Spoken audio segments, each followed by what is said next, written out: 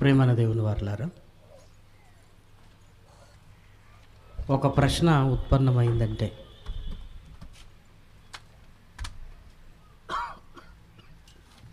ఆ ప్రశ్న వెనుక ఒక ఉన్నతమైన సమాధానం ఉండే తీరుతుంది.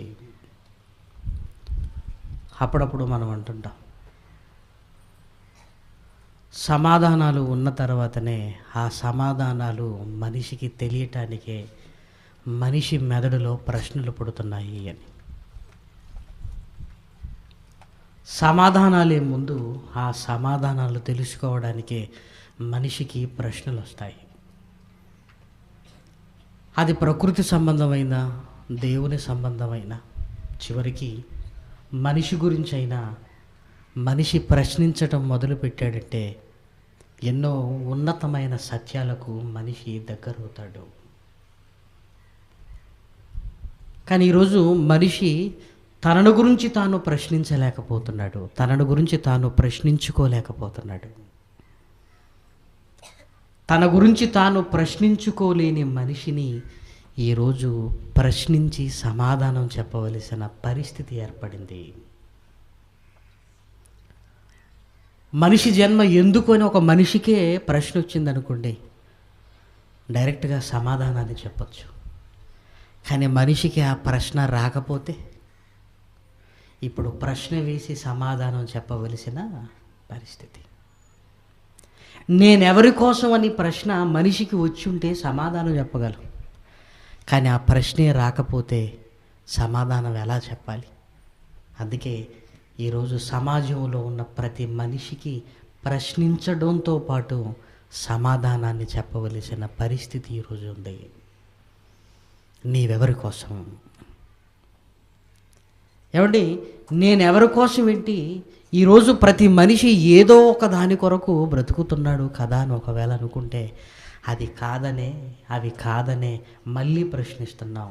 ఎందుకంటే ఒక టీచర్ విద్యార్థిని ప్రశ్నించినప్పుడు తప్పు సమాధానం చెప్పింది అనుకోండి, మళ్ళీ ప్రశ్నిస్తుంది టీచర్. అప్పుడు విద్యార్థి ఏమనుకుంటాడో తెలుసా? నేను చెప్పింది తప్పు కనుకనే మళ్ళీ టీచర్ మళ్ళీ అడుగుతుంది అని. ఈరోజు లోకం దగ్గర సమాధానాలు అనుకుంటున్నవి కొన్ని ఉన్నవి. నేను దేశం కోసం అనుకున్నవారు ఉన్నారు, కుటుంబం కోసం అనుకున్నవారు ఉన్నారు, ఇలా ఎన్నో ఉన్నవి.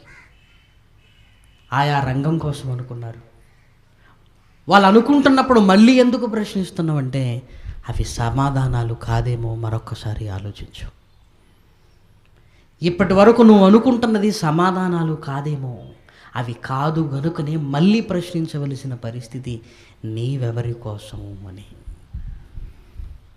మరి దీనికి సమాధానం మనుషుల దగ్గర లేదు, కానీ మనుషుల కొరకు దేవుడు రాయించిన బైబిల్ గ్రంథంలో మనిషి కొరకు రాయబడిన మాటలు పుష్కలంగా ఉన్నాయి. ప్రేమన వారలారా, బైబిల్లో ఆది కాండం నుంచి ప్రకటన గ్రంథం వరకు ఏ మాట దేవుడు రాయించినా ఇది మనిషికి అవసరం లేదన్న మాట లేదు. మనిషి గురించి దేవుడు ఉన్నతంగా రాయించిన మాటల సమూహం ఇదిగో మన చేతుల్లో ఉంటున్న బైబిల్. అందుకే ఈ బైబిల్లోనికి వెళ్ళి మనం ఆలోచించగలిగితే మనుషులుగా మన ఉనికిని గురించి, మనం ఎవరి కొరకు ఈ భూమి మీద బ్రతకాలో అన్న దానిని గురించి యేసుక్రీస్తును చూపిస్తూ ఎన్నో సందర్భాలు మానవాళికి దేవుడు నేర్పించాలనుకున్నాడు. అందుకే ఆయన పుట్టుకలోనే దేవదూతలు మాట్లాడుతున్న మాట మీరు చూడగలిగితే లూకాసు వార్త 2వ అధ్యాయం,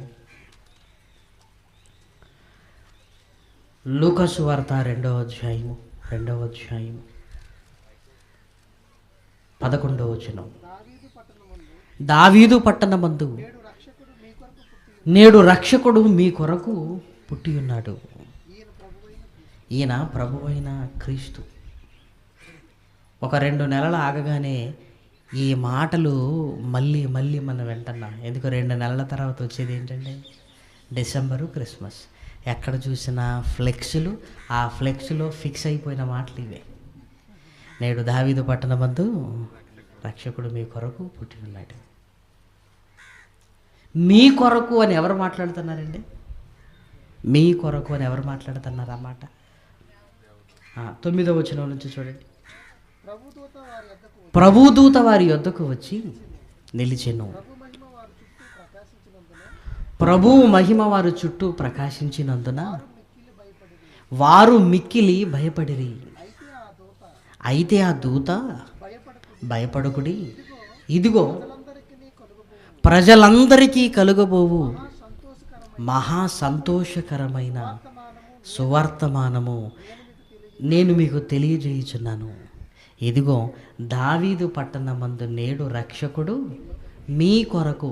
మీ కొరకు అన్న పదం దూత ఎందుకు వాడిందో తెలుసా? ఎందుకు వాడింది? మీ కొరకు, మీ కొరకు. యేసుక్రీస్తు పుట్టింది దేవదూతలమైన మా కొరకు కాదు. ఒకవేళ దేవదూతల కొరకు, మనుషుల కొరకు అయితే అప్పుడు ఏమనేది? మన కొరకు అనేది. కానీ ఇంటింటికి వెళ్ళి మనం ఏం చెప్తాం? మీ కొరకు, మీ కొరకు. నువ్వు దేవదూతవు, నీ కోసం పుట్టలేదు. దేవదూత చెప్పిందండి మీ కొరకు, దేవదూతలమైన మా కొరకు కాదు. మనమేమంటాం? మనం కూడా ఇంటికి తలుపు కొట్టి, మధ్యరాత్రి కొట్టి మీ కొరకు.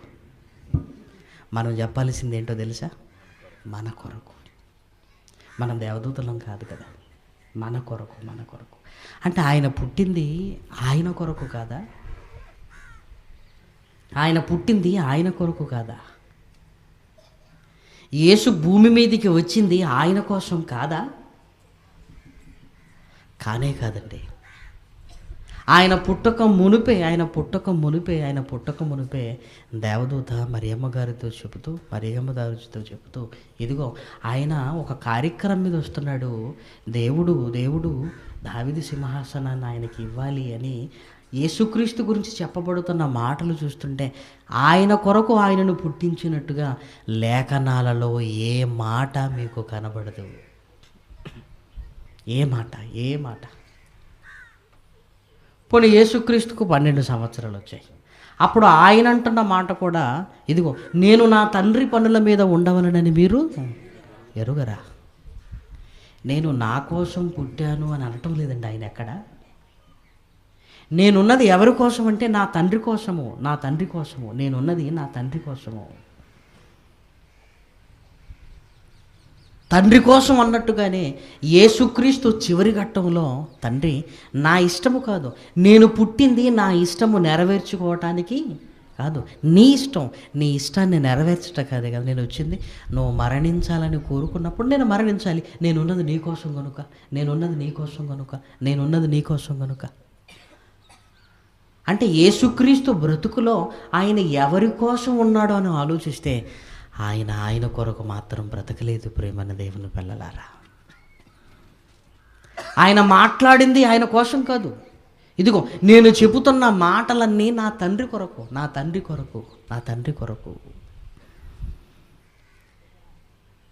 కొరకు.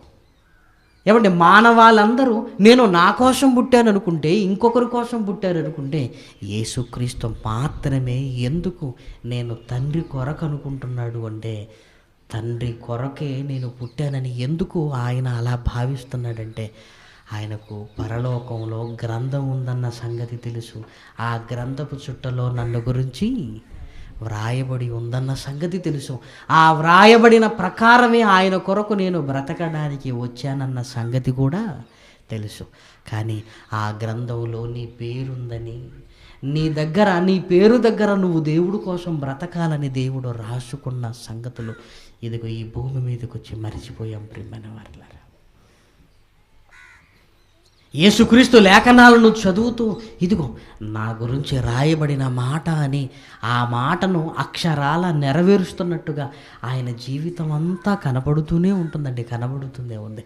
నా ఇష్టము నెరవేర్చు అనుటకు నేను రాలేదు, నన్ను పంపిన తండ్రి ఇష్టము.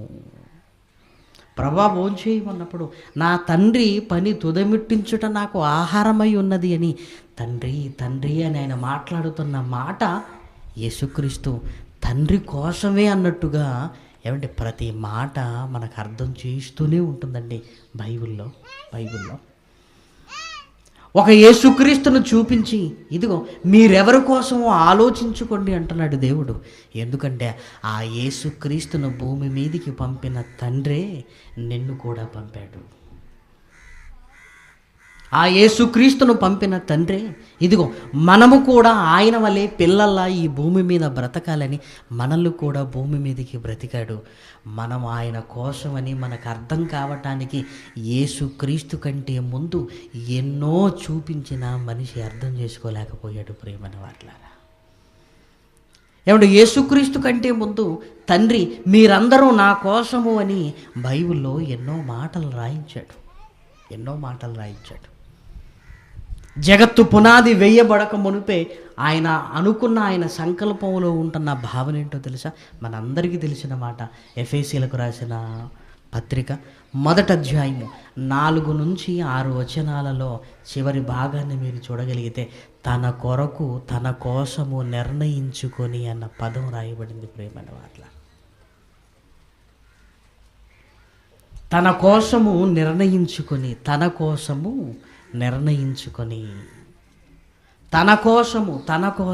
అన్నాడు. నువ్వు పుట్టక మునిపే నువ్వు ఆయన కోసం అన్న నిర్ణయం జరిగిపోయింది.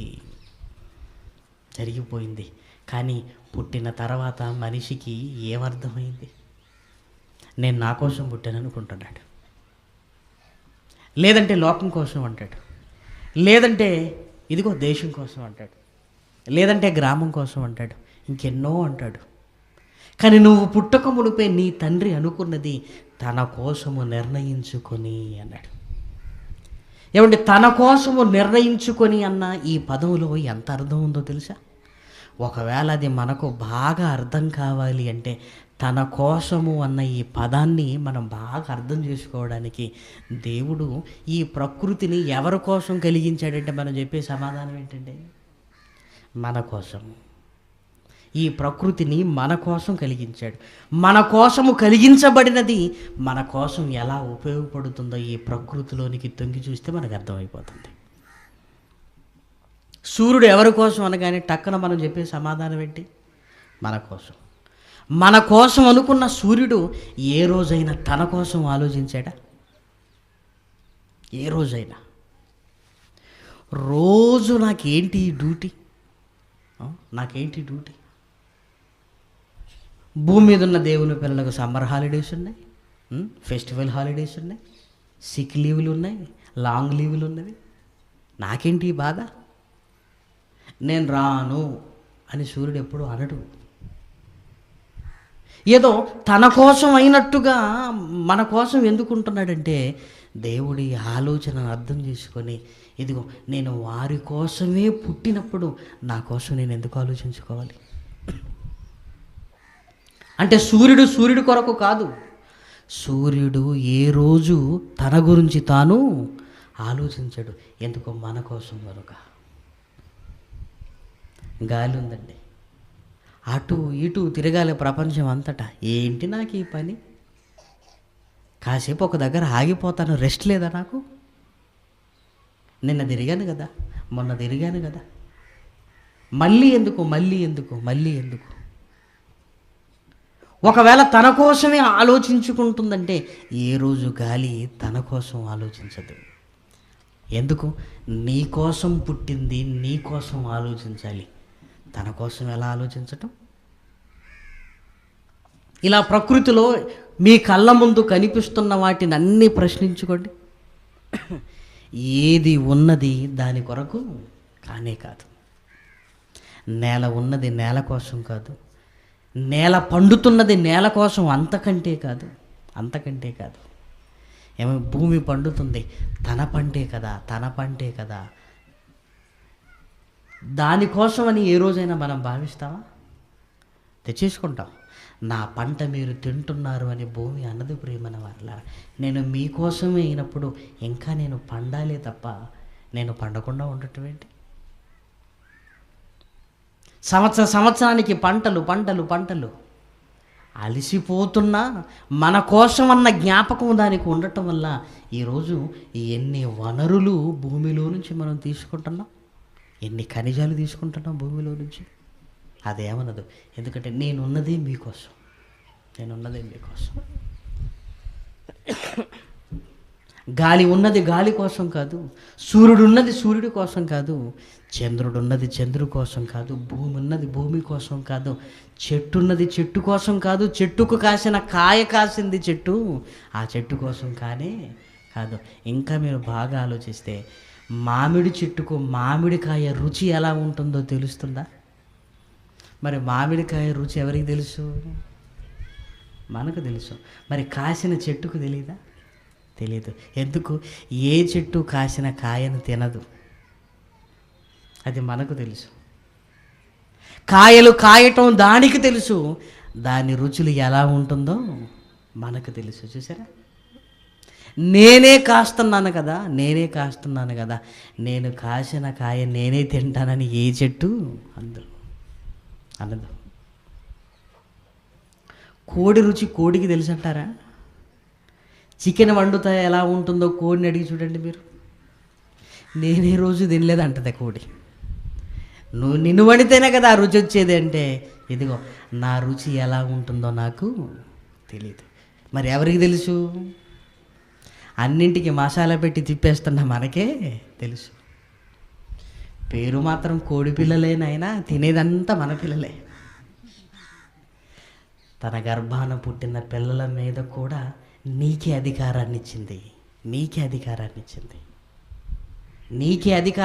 తన గర్భాన పుట్టిన కోడి పిల్లల మీద కూడా మనకే అధికారం. ఎందుకంటారు? నేను కలిగింది, నేను పుట్టింది వారి కొరకు. దేవుడు కలిగించిన ప్రకృతిలో ఆ ధర్మం ఎక్కడికి వెళ్ళినా కనపడుతూనే ఉంటుంది. ప్రియమైన దేవుని పిల్లలారా, ఎక్కడికి వెళ్ళినా కనపడుతూనే ఉంటుంది. మీరు ఏ కోణకు వెళ్ళినా కనపడుతూనే ఉంటుంది. ప్రకృతి మనిషికి సహకరిస్తూ ఇదిగో తన కోసం అన్న పదానికి త్యాగం అయిపోతున్నట్టుగానే కనపడుతూనే ఉంటుంది. ఒక చెట్టు ఉందనుకోండి, చిన్నగా ఉన్నప్పుడు కుండీలో పెట్టి ఇంట్లో పెట్టుకుంటామండి. ఎందుకు? ఈ కుండీలో పెట్టకపోతే చెట్టు ఏమైపోతుందని చెట్టు మీద ప్రేమ వచ్చి కాదు, ఈ కుండీలో చెట్టు ఉంటేనే ఇంటికి అందం. చిన్నగా ఉన్నప్పుడు అందాన్ని ఇచ్చింది, పెరిగి నీడనిచ్చింది, కాయ కాసింది. ఆ కాయను తనే పక్వానికి తీసుకుని వచ్చి ఇదిగో రాలిని పాదాల దగ్గర పడింది.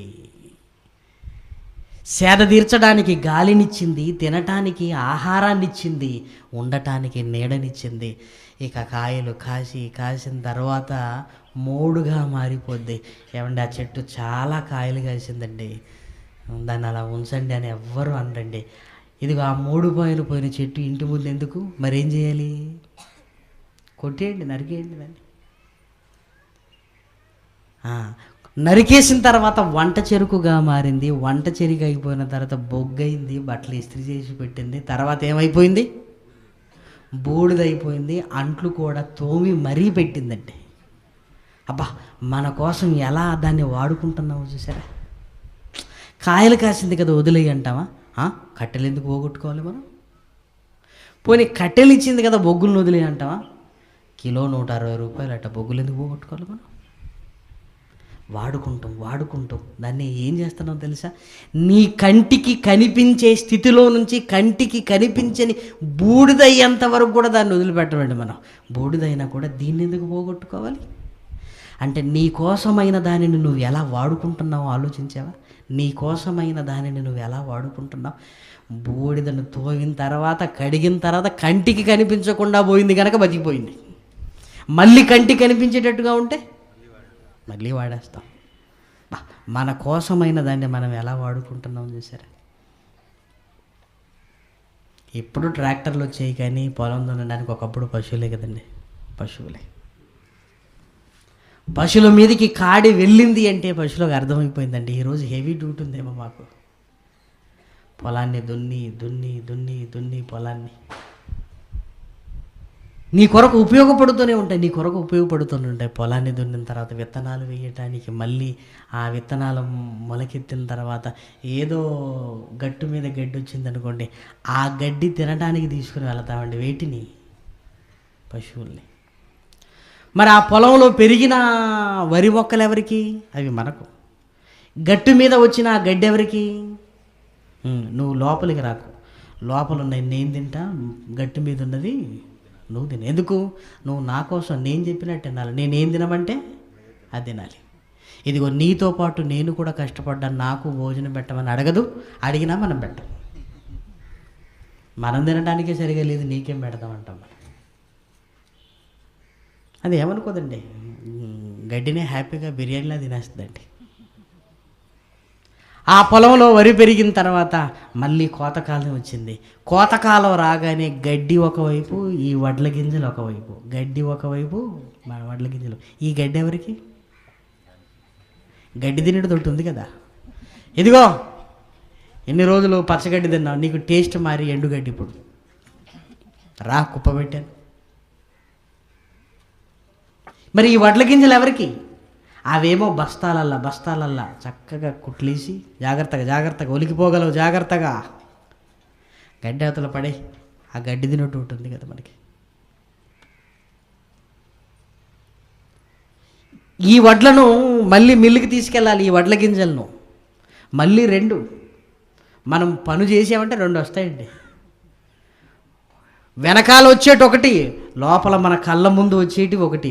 మన కళ్ళ ముందు తెల్లటి బియ్యం, వెనకాల తౌడు. మరి అదెందుకు? ఒకటి ఉంది కదా. ఇదిగో గడ్డి తిన్నావు, ఇప్పుడు నీకు టేస్ట్ మారిపోతుంది, మెత్తగా చేసి పెడతాను రా. తౌడండి. ఏమందు, ఒరే నాయన 2 వస్తున్నాయి, 2 ఆఫ్ చేస్తాను అంటే నువ్వు ఆఫ్ చేసేటట్లేవు. వేస్ట్ అంతా నాకిస్తున్నావు, టేస్ట్ అంతా నువ్వు తీసుకుంటున్నావు. కష్టపడింది ఇద్దరం, భాగం కూడా ఇద్దరికి రావాలి కదని అనుకోదండి. నా బ్రతికే నీ కోసం అయినప్పుడు నువ్వు హ్యాపీగా ఉండు, నువ్వు హ్యాపీగా ఉండు. నేను నీ కోసమే కదా. ఆ భావన జంతువులో కనపడుతుంది, మొక్కలలో కనపడుతుంది. మొక్కల్లో కనపడుతుంది, జంతువుల్లో కనపడుతుంది. ప్రియమైన వారులారా, ఆ తెల్లటి బియ్యాన్ని తీసుకొచ్చిన తర్వాత చక్కగా బియ్యం కడుగుతాం. కడగగానే మళ్ళీ గుర్తొస్తుంటుంది, ఏంటి ఈ నీళ్లు వేస్ట్కి ఎందుకు పాడబోయాలి, మరి ఎవరికి ఇస్తే బాగుంటుంది? ఇప్పటి వరకు మెటీరియల్ అయిపోయింది, ఇప్పుడు రా నీకు జ్యూసులు ఇస్తానని దానికి ఏదో మరి పిండి దానికోసం పెట్టినట్టుగా రా. ఇది బియ్యం జ్యూస్, బియ్యం కడిగినా తెల్లగా ఉండేసరికి పోన్లే ఏం చేద్దాం మరిగా. అదేనండి, అన్నం చక్కగా తింటామండి. అన్నం చక్కగా తిని ఇదిగో చేయి కడుక్కున్నప్పుడు మిగిలిన మెతుకులు ఉంటాయి కదా, అవి ఎందుకు వేస్ట్గా పడిపోవాలి? మనకు కడుపు నిండింది, కడుపు నిండిన తర్వాత ఈ మిగిలిన మెతుకులు ఉంటాయి చూసారా, బియ్యపు అన్నం అయిపోయిన తర్వాత మెతుకులు తీసేసి దానికి ఒకటి పెట్టేసామండి, బయట ఒకటి పెట్టేసాం దానికి. ఏంటది? తొట్టి పెట్టేసాం. మనకు రోజు గిన్నెని కడుగుతాం కానీ దాన్ని ఎందుకు కడుగుతాం మనం? నీకే అన్నీ నీకే. సాయంకాలం అయిపోయింది, మంచి గిన్నె పట్టుకుంటాడు. ఎందుకు? ఇవన్నీ నేను ఇచ్చాను, ఇప్పుడు నువ్వు ఒకటి నాకు ఇవ్వాలి. ఏమి ఇవ్వాలి? రా, ఇప్పటి వరకు వేస్ట్ అన్ని ఇచ్చావు, నీకేమి ఇస్తానో రా, కళ్ళు తిరిగి కింద పడిపోవాలి కానీ నువ్వు అని మన మీద కోపంతో ఉంటుందండి. స్వచ్ఛమైన తెల్లటి పాలనే నీకు ఇచ్చింది, పనికి రాని పదార్థాలను తీసుకుని నీకు పనికొచ్చే పాలన ఇచ్చింది. చూసావా, పనికి రాని పదార్థాలను తీసుకున్నది నీకు పనికొచ్చే పాలల్లో నీళ్లు కలిసాయి. ఏంటంటే పిండుతున్నప్పుడు నీళ్ళు తాగిందండి పశువు అని ఎవరు అనరు. పిండుతున్నప్పుడు నీళ్లు తాగినా ఆ నీళ్లు పాలల్లో కలవవు. ఏమంటే అది మురికి చోట్లో ఉన్న పొదుగులో ఉన్న పాలు పగిలిపోవండి, గిన్నెలోకి వచ్చిన తర్వాతనే పగిలిపోతాయి. ఎందుకంటే అంత చక్కటి చిక్కటి పాలలను నీకు ఇచ్చిందంటే నీకెందుకు ఇవ్వాలండి? నీకెందుకు ఇవ్వాలి?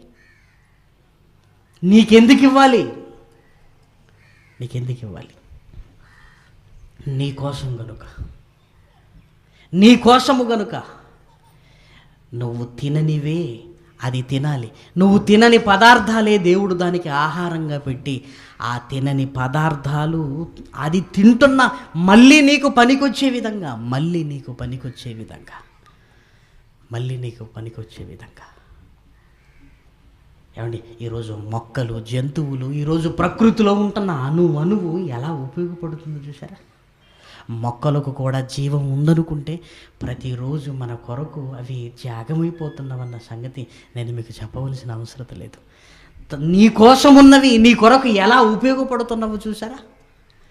ఒకవేళ ఇది మీకు అర్థమై ఉంటే దేవుడు మన గురించి ఏమని రాసుకున్నాడో తెలుసా? తన కోసము నిర్ణయించుకొని అన్నాడు. అంటే మనిషి దేవుడికి ఎలా ఉపయోగపడాలో తెలుసా? ఎలా? ఒక పశువులా దేవుడికి ఉపయోగపడాలి, ఒక చెట్టులా దేవుడికి ఉపయోగపడాలి, ఒక భూమిలా దేవుడికి ఉపయోగపడాలి, ఒక సూర్యుడిలా దేవుడికి ఉపయోగపడాలి.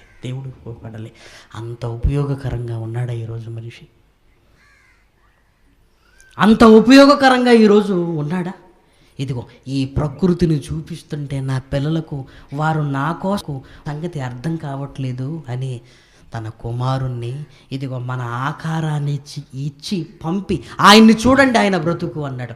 ప్రకృతిని చూసి మీకు అర్థం కావట్లేదు కదా? మీలాంటి ఆకారం ధరించుకున్న నా కుమారుణ్ణి చూడండి. పుట్టుక నుంచే రాయించాడు. ఆయన పుట్టింది ఆయన కోసము కాదు, యేసు పుట్టిందే యేసు కోసం. కాకపోతే నువ్వు పుట్టింది నీ కోసమా?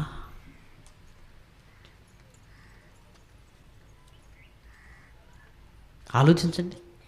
స్వచ్ఛ భారత్ అనే కార్యక్రమాన్ని ప్రారంభించారు ప్రధానమంత్రి గారు. దానికి ప్రారంభంలో ఆయనే చీపురు పట్టుకొని ఆ వీధంతా ఊడ్చాడు. ఆయన ఊడుస్తుంటే కలెక్టర్లు రైట్ తీసుకోండి, లెఫ్ట్ తీసుకోండి, ముందుకెళ్ళండి అంటారా? మోడీ గారు ఇక్కడ చెత్త మిగిలిపోయింది, వెనక్కి రండి అంటారా? ఆయన ఇలా చీపురు పట్టుకున్నాడో లేదో, అధికారులు ఈ చేతిలో చీపురు రెండు పట్టుకున్నారు వాళ్ళు. అంటే ఎందుకు? మన ప్రధానే ఊడుతున్నాడంటే ఒకటి పట్టుకొని మనం ఎన్ని పట్టుకోవాలి? రెండు పట్టుకోవాలి. అర్థమైపోయింది చూసారా?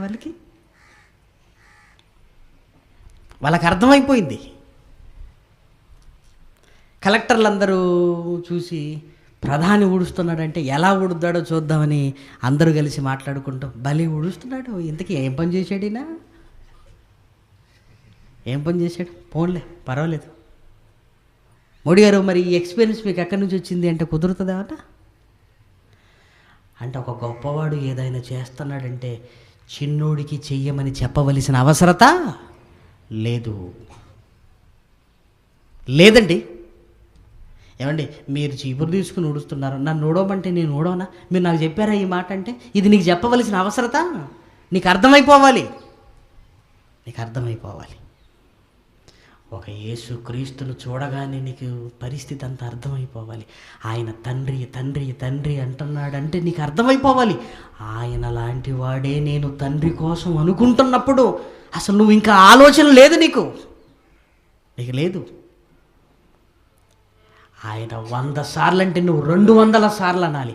ఆయన 200 సార్లు అంటే నువ్వు 400 సార్లు అనాలి. నేను దేవుని కోసం. ఎందుకంటే నీకంటే ఉన్నతంగా ఇదిగో ఈ భూమి మీద బ్రతకడానికి వచ్చిన ఆయనే నేను తండ్రి కోసం అంటున్నప్పుడు నువ్వు అనవా?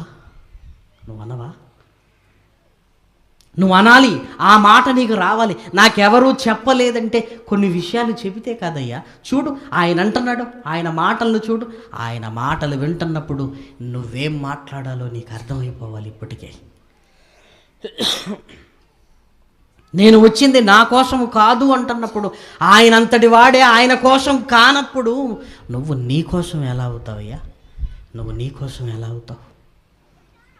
ప్రకృతిని చూసినప్పుడు నీకు అర్థం కాలేదు. నీలాంటి ఆకారము తెచ్చుకున్న ఆయన మాట్లాడుతున్న మాటలైనా చూడు.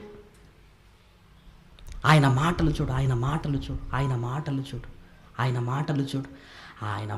వింటున్నప్పుడైనా నీకు అర్థమైపోవాలి. చెప్పకుండానే అర్థం కావలసిన విషయాలు చెప్పినా అర్థం కాలేకపోతున్నాయంటే ఎంత భయంకరమైన స్థితిలోనికి వెళ్ళిపోయారో చూసారా ఈరోజు మానవాళి. ఎంత భయంకరమైన స్థితి అంటే ఎంత భయంకరమైన స్థితి, ఎంత భయంకరమైన స్థితి. ఈరోజు మనిషి ఏమనుకుంటున్నాడో తెలుసా? నేను దేవుని కోసం అనుకోవటం లేదు ప్రేమన వారలారా. మా కుటుంబం అంతా దేవుని కోసం అనుకోవటం లేదు. నేను దేవుడి కొరకే పుట్టాను అనుకోవటం లేదు. దేవుడి కోసమే నేను బ్రతకడానికి ఈ భూమి మీదకి వచ్చాను. దేవుని కోసం అంటే ఒక మొక్క, ఒక పశువు, చివరికి ఒక యేసుక్రీస్తు ఎలా తండ్రికి ఉపయోగపడ్డాడో ఆలోచించగలిగితే, యేసుక్రీస్తు పుట్టింది మొదలుకొని మరణించేంత వరకు ఆయన అంటూ ఏ ఇష్టం ఆయనకు నెరవేరలేదు ప్రేమన దేవుని పిల్లలారా. ఒక మంచి ఇంట్లో ఉన్నాడా? ఒక మంచి భోజనం చేసుకున్నాడా? ఒక మంచి బట్ట వేసుకున్నాడా? లేదు. ఆయన బ్రతుకంతా దేవుని ఇష్టమే, ఇష్టమే, ఇష్టమే ఆయనంతా. పోనీ ఆయన పెంపకంలో ఏదో ఘరానాగా పెరిగాడంటే లేదు. ఎండిన భూమిలో మొలిచిన లేత, ఎండిపోయిన భూమిలో మొలిచిన మొక్కలు ఎలా ఉంటాయి? వాడిపోవడానికి సిద్ధంగా ఉన్నట్టుగా ఉంటాయి. అలా పెరిగాడని రాయబడిందండి. ఆయన కోసం అనుకున్న యేసుక్రీస్తు తండ్రికి ఎలా ఉపయోగపడుతున్నాడు చూసారా? ఎలా ఉపయోగపడుతున్నాడు? ఆరోగ్యంగా ఉన్నప్పుడు మాట్లాడుతున్నాడు, ఆరోగ్యంగా ఉన్నప్పుడు కదులుతున్నాడు. చివరికి మాటలతో సరిపెట్టుకోక ఇదిగో తన ఆకారంలో ఉంటున్న ఆఖరి రక్తపు బొట్టు వరకు నేలను చిందించాడు. ఎవరి కోసం? దేవుడి కోసం. రక్తాన్ని చిందించిన ఆయన మాటలు వింటున్నప్పుడు, నిజంగా ఆయన కొరకు చెమట చిందించలేని మనిషిని చూస్తున్నప్పుడు, నువ్వు దేవుడి కోసం అని నీకు ఎప్పుడు అర్థమవుతుంది? ఎప్పుడు అర్థమవుతుంది? ప్యాషన్ ఆఫ్ క్రైస్ట్ సినిమా తీశారు, మీ అందరికీ తెలుసు. మెల్ గిబ్సన్ తీశాడండి, దాని డైరెక్టర్ మెల్ గిబ్సన్. యేసుక్రీస్తు శ్రమలను గురించి బాగా ధ్యానించి ఆయన ఏమనుకున్నాడంటే, యేసుక్రీస్తు ఎంత శ్రమ పడ్డాడో ఖచ్చితంగా నేను చూపించాలి. నేను తీస్తున్నది ఒక వాస్తవంగా ప్రజల గుండెల్లో ఉండాలని బాగా ఆలోచించి ఆ శ్రమలను బాగా ధ్యానించి ఏమనుకున్నాడంటే, ఒకవేళ ఒక వ్యక్తితో నేను ఈ సినిమా తీస్తున్నప్పుడు ఈ శ్రమలకు, ఈ నెట్టి వేయడాలు, ఈ కొట్టడాలు ఇవన్నీ జరుగుతున్నప్పుడు అతనికి ఏమైనా అయి గాయపడితే నా సినిమా ముందుకు వెళ్ళదు. అంటే నటించేవాడికే ఏమన్నా అయితే నా సినిమా ముందుకు వెళ్ళదని ఏం చేశాడో తెలుసా? ఒకే పోలికల దగ్గరగా ఉంటున్న ఇద్దరిని సెలెక్ట్ చేసుకున్నాడు ప్రేమైన వారలారా. ఇంచుమించు ఒకే పోలికలుగా ఉంటున్న ఇద్దరిని. మనం అది చూస్తున్నప్పుడు ఒకరే అని ఫీలింగ్ ఉంటుంది, కానీ బాగా అబ్జర్వ్ చేస్తే ఆ శిలువ శ్రమలలో ఆ ఫిలింలో ఎంతమంది ఉంటారో తెలుసా? ఇద్దరు ఉంటారు. నెట్టేసేటప్పుడు ఒకరు, శిలువ మీద ఒకరు, పడేసేటప్పుడు ఒకరు. అంటే ఈ శ్రమలలో నటించేటప్పుడు ఏదంటే నిజంగా కొన్నిసార్లు తోసివేయాల్సి వచ్చి పరిస్థితి ఏదన్నా తారుమారైపోతే, గాయపడితే ఈ సినిమా నేను పూర్తి చేయలేనని నటించడానికి ఇద్దరు కావాలనుకున్నారు ప్రేమైన వారలారా. నటించడానికి ఇద్దరు కావాలనుకున్నప్పుడు, ఇది నటనకే ఇద్దరు అవసరమైనప్పుడు యేసుక్రీస్తును తండ్రి పంపుతూ ఒక్కడి మీదనే భారం వేసి భూమి మీదకి పంపాడు ఆయన. నటించడానికి ఇద్దరైతే జీవించడానికి ఒక్కడే. ఆయన ఎంత శ్రమపడి ఉండొచ్చు ప్రేమైన వారలారా, ఎంత శ్రమపడి ఉండొచ్చు. వాళ్ళు చెబుతున్నారు, యేసుక్రీస్తులో యాక్ట్ చేసిన వాళ్ళు ఏమంటున్నారో తెలుసా? యేసుక్రీస్తు శిలువ యాగం అనేది నిజంగా మరుపు రాని ఘట్టం. నటించడానికే మేము చాలా ఇబ్బంది పడ్డాం. కానీ యేసుక్రీస్తు నటించడానికే కాదు, రక్తాన్ని చిందించడానికి భుజం మీద శిలువ మోసుకుంటూ ముళ్ళ కిరీటం పెట్టించుకొని ఆయన చేసిన యాగం చూస్తుంటే దేవుని కోసం అంటే ఇదన్నమాట. దేవుని కోసం అంటే ఇది. మాటల దగ్గర నుంచి ప్రాణం పెట్టేంతవరకు ఆయన జీవితం ఎలా ముందుకు వెళ్ళిపోయిందో చూసారా? ఎలా ముందుకు వెళ్ళిపోయిందో. యేసు కొరకు కానప్పుడు నువ్వు నీ కోసమే అనుకున్నది రైట్ అయితే, యేసు కొరకు, మొక్క కొరకు, సూర్యుడు సూర్యుడి కొరకు, గాలి గాలి కొరకు, నేల నేల కొరకే. ఉన్నవన్నీ నీ కోసమని నీకు అర్థమవుతున్నప్పుడు నువ్వు ఎవరి కోసమని ఎప్పుడు ఆలోచించలేదా? ఉన్నవన్నీ నీ కోసమే, ఉన్నవన్నీ నీ కోసమే. పిల్లలకు చాలా బొమ్మలు కొంటామండి మనం. వాళ్ళు అడుగుతుంటారు, డాడీ ఇది ఎవరికి డాడీ అంటే, నీకేరా నీకేరా నీకేరా. డాడీ ఈ షూ ఎవరికి? నీకేరా. డాడీ ఈ కొత్త డ్రెస్ ఎవరికి? నీకేరా నీకేరా. అమ్మ ఇదెవరికి? నీకే తల్లి నీకే తల్లి. అమ్మ నేనెవరికి? నువ్వు కూడా నీకే తల్లి, నువ్వు నీవే తల్లి అంటావా? నా బంగారం నువ్వు మాత్రం నా కోసం తల్లి. నేను కొన్నవన్నీ నీ కోసం, నువ్వు మాత్రం నా కోసం. దేవుడు కలిగించినవన్నీ నీ కోసం, నువ్వు కొన్నవన్నీ ఎలా నీ పిల్లల కోసమో దేవుడు కలిగించినవన్నీ నీ కోసం. కానీ నువ్వు నీ కోసము కాదయ్యా. మనం ఏమనుకున్నాం? అన్నీ నా కోసం అయినప్పుడు, ఇన్ని అయినప్పుడు నేను నా కోసం కాదా అనుకున్నావు. నువ్వు కలిగించినవన్నీ నీ కోసమే, కన్న నువ్వు మాత్రం ఆయన కొరకు, ఆయన కొరకు తన కోసము నిర్ణయించుకొని అన్నాడు. తన కోసము తన కోసము తన కోసము తన కోసము అన్నాడు. దేవుడు కోసమైన నువ్వు ఎలా బ్రతుకుతున్నావు? దేవుడి కోసం బ్రతుకుతున్నావా? దేవుడు కోసమైన నీ జీవితంలో దేవుడు ఉన్నాడా? దేవుడు కోసం మాట్లాడవలసిన నీ మాటల్లో దేవుడు కనపడుతున్నాడా? దేవుడు కోసం వేయవలసిన అడుగుల్లో నువ్వు దేవుడి కోసం అడుగులు వేస్తున్నావా? నీ కోసం బ్రతుకుతున్నావా? నా ఇష్టం అంటున్నావా? నా ఇష్టం అంటున్నావా? ఈ పదాలు వాడుకునే అర్హత మనకు లేదు ప్రియమైన దేవుని పిల్లలారా. ఏది మనదండి ఈ లోకంలో? దేవుడు మనకి ఇవ్వకపోతే ఏది నీది? చివరికి నీ శరీరంతో సహా దేవుడు నీకు ఇచ్చినదే. ఏది మనది చెప్పండి? మనది కాని లోకంలో నాది అనుకుంటున్నావంటే ఎంత అమాయకమైన చెప్పండి, ఎంత అమాయకంగా బ్రతుకుతున్నావు.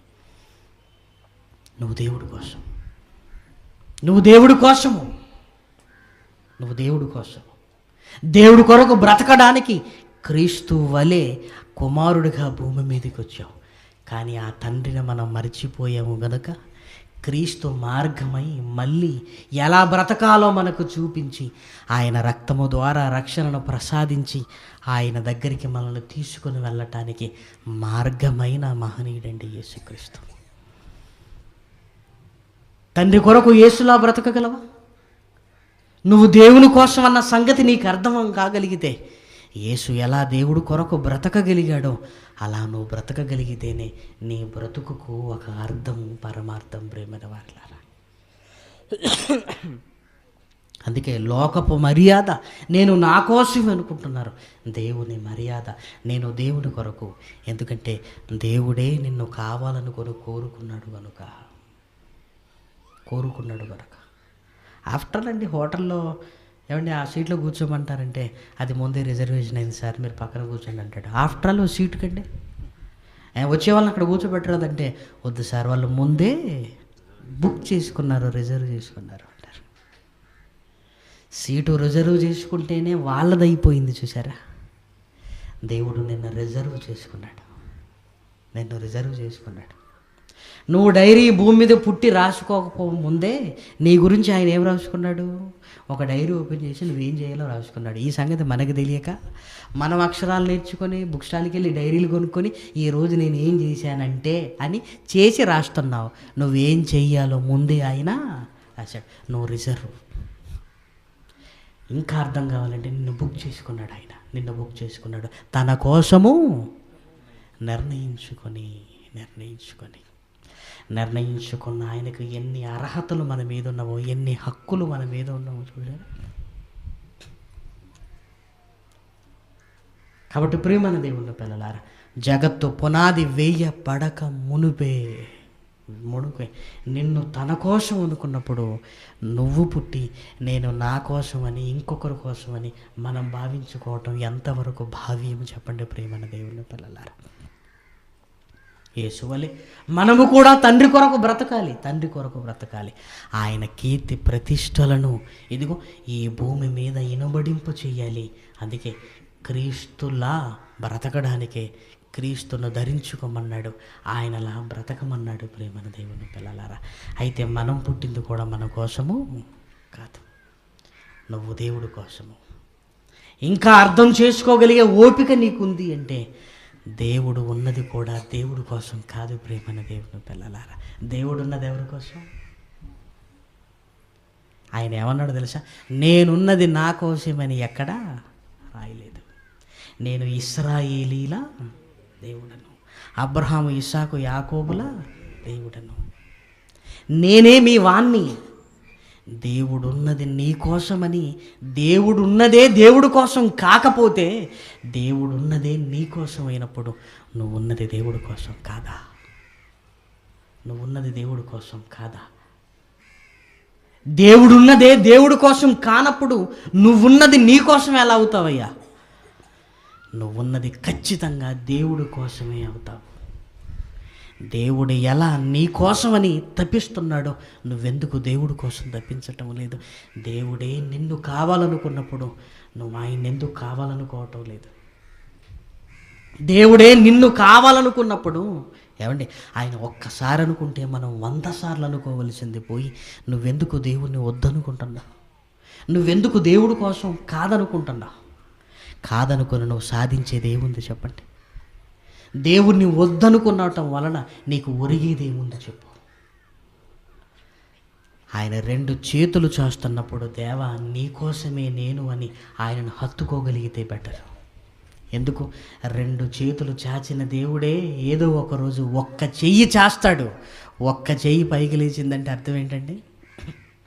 2 చేతులు పిల్లలకి చేపామంటే రారా నాన్న అని, ఒక్క చెయ్యి లేచిందంటే దెబ్బ పడుతుందండి.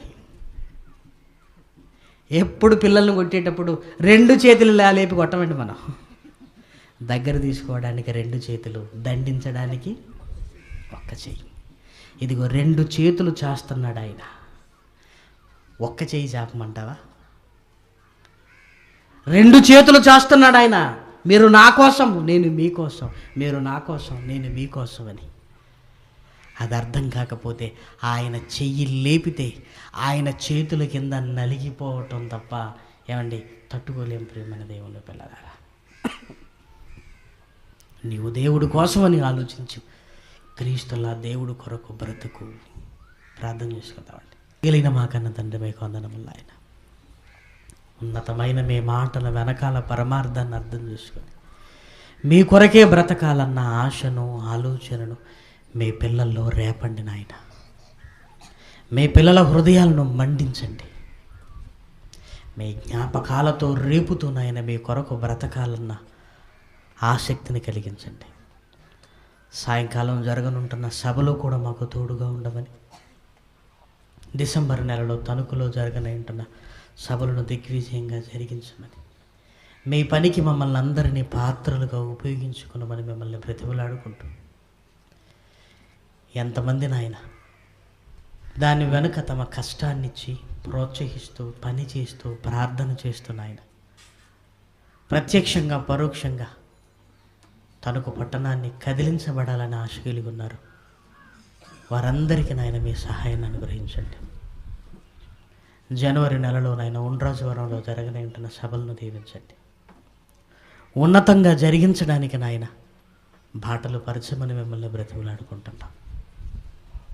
ఇంకా ఈ పరిసర ప్రాంతాలలో జరుగుతున్న రీసెర్చ్ సెంటర్లను, ఈ పరిసర ప్రాంతాల్లో జరుగుతున్న సేవనంతటినీ దీవించండి నాయన.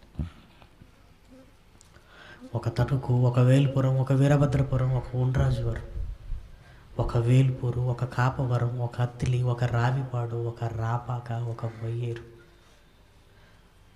ఇదిగో ఈ ప్రాంతంలో నాయన ఒడ్డూరు, ఒక రేలంగి ప్రాంతం నాయన, మీ పిల్లలందరూ కలిసి మెలిసి చేస్తున్న ఈ మహా సంగ్రామంలోనైనా అనేక మందిని ఈ సత్యము పక్షాన చేర్చినైనా అభివృద్ధిపరచండి నాయన. మీ పిల్లలందరినీ ఎక్కడెక్కడ మీ మాటల కొరకు మీ పిల్లలు ప్రయాసపడుతున్నారో నాయన మార్గాలు తెరిచినైనా అనేక మందిని మీ వాక్యములోనికి ఆకర్షించమని బ్రతిమలాడుకుంటాం. సాయంకాలం జరగని ఉంటున్న సభ కొరకు మిమ్మల్ని అర్థిస్తూ ఈ కార్యక్రమం వెనకాల ఉంటున్న మీ పిల్లలందరినీ కృపతో జ్ఞాపకం చేసుకొని మనం బ్రతిమలాడుతూ కత్తిపూడిలోనూ చీరాలలోనూ జరిగిన వాక్య పరిచర్యలోనైనా వెదజల్లి వచ్చాము నాయన. వృద్ధి కలిగించమని మిమ్మల్ని బ్రతిమలాడుకుంటాం. క్రీస్తు నామం నీ ప్రార్థన అడుగుతున్నాం తండ్రి. మన తండ్రి అయిన దేవుని ప్రేమ, కుమారుడైన యేసుక్రీస్తు కృప, పరిశుద్ధాత్మని అన్యోన్యమైన సహవాసం ఇప్పుడును ఎల్లప్పుడూ సదాకాలం కూడి వచ్చిన మనందరికీ తోడై ఉండును గాక. ఆమేన్.